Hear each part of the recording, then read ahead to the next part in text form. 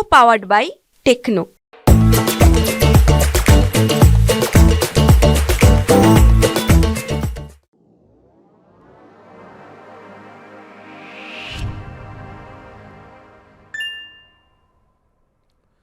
नमस्कार, स्वागत है आपका हमारी खास पेशकश में। मैं हूं विवेक मित्तल।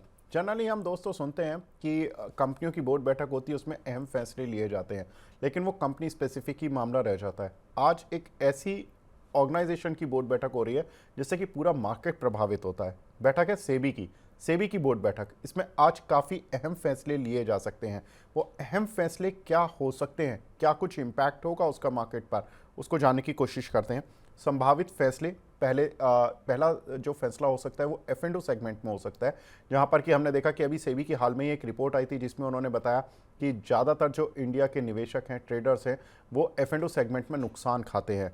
तो यहाँ पर नियम सख्त करने की उम्मीद लगाई जा रही है। माना जा रहा है कि F&O में मार्जिन्स को लेकर या कुछ रिटेल पार्टिसिपेशन को लेकर कुछ नियम इस तरह के सख्त किए जाएंगे ताकि रिटेल का पार्टिसिपेशन कम से कम हो या इस तरह से हो कि उनकी हेजिंग पोजीशन बने, सो दैट कि उनको उतने नुकसान ना हो। तो ये एक इम्पॉर्टेंट डिसीजन जो कि सेबी की बोर्ड बैठक में एजेंडे पर है।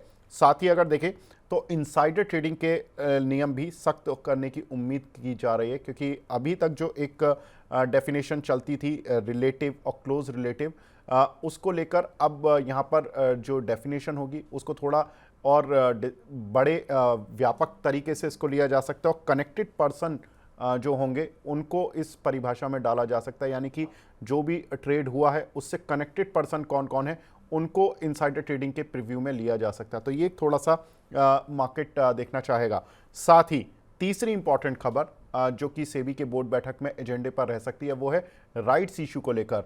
अभी क्या होता है कि जो भी कंपनी राइट्स इशू लेकर आती हैं उनको अपना एक मर्चेंट बैंकर निर्धारित करना पड़ता है, फिर एक्सचेंजेस से बहुत सारी तरह की परमिशन और फॉर्मेलिटीज़ होती हैं।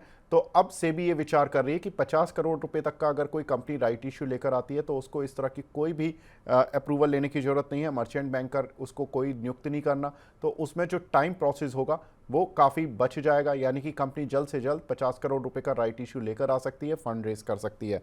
तो ये एक इम्पॉर्टेंट डिसीजन रहेगा। और सबसे इम्पॉर्टेंट डिसीजन जो कि शायद वो लोग भी सुने जो कि मार्केट में एडवाइजरी का काम करते हैं, रिसर्च एनालिस्ट हैं।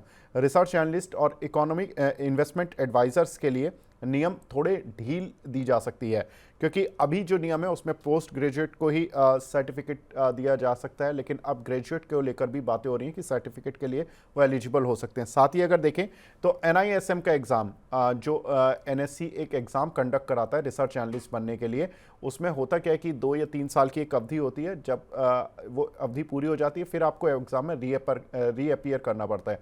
तो सेबी ये कह रही है कि इस एग्ज़ाम को केवल एक ही बार दिया जाए, उसके बाद जो रिसर्च एनालिस्ट हैं वो बार बार अपना अपग्रेड करा लें, उनको बार बार एग्ज़ाम देने की ज़रूरत नहीं है। तो ये एक प्रस्ताव है। अगर ऐसा हो जाता है तो जितने भी रिसर्च एनालिस्ट हैं जो टीवी पर, मीडिया में जो भी आते हैं, उनके लिए एक बड़ी राहत भरी बात होगी। साथ ही अगर देखें तो पास करने वाले कैंडिडेट के लिए काम का अनुभव भी जरूरी नहीं होगा, इस तरह की भी बात हो सकती है एजेंडे में। साथ ही जरूरी नेटवर्थ का नियम हटाने पर भी विचार होगा, क्योंकि अभी जो रिसर्च एनालिस्ट होते हैं उनको अपनी नेटवर्थ का भी ब्यौरा देना पड़ता है। तो अब ऐसा माना जा रहा है कि सेबी इस रूल को हटाकर जो रूल ला सकती है वो है कि क्लाइंट और एडवाइज़र जो भी आय बनाएंगे, जैसे कि एक रिसर्च एनालिस्ट ने 100 क्लाइंट बना रखे हैं, तो उनसे जो उसकी कंसल्टेंसी फीस आती है उसके आधार पर उसकी फीस तय करेगी सेबी।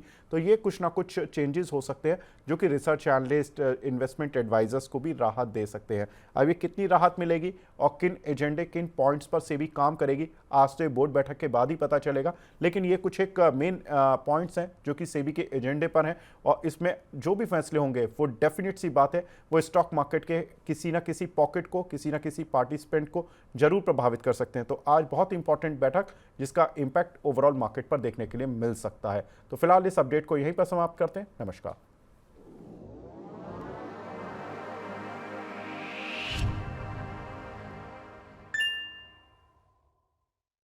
Co-powered by Techno।